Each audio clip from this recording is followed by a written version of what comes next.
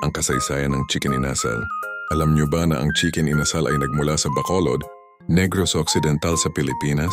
Noong una ito ay niluluto gamit ang simpleng timpla ng suka, kalamansi, toyo, bawang luya, at atete oil. Ang salitang inasal ay mula sa wikang Hiligaynon na ang ibig sabihin ay inihaw.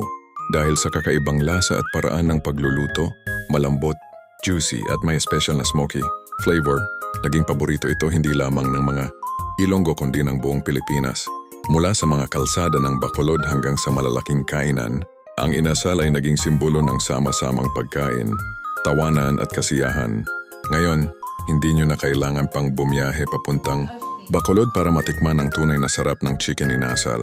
Nandito na ito sa Tagpuan Lounge, Alcoair, Muscat, Oman, hindi lang para sa ating mga kababayan, kundi pati na rin sa ibang lahi na mahilig sa inihaw.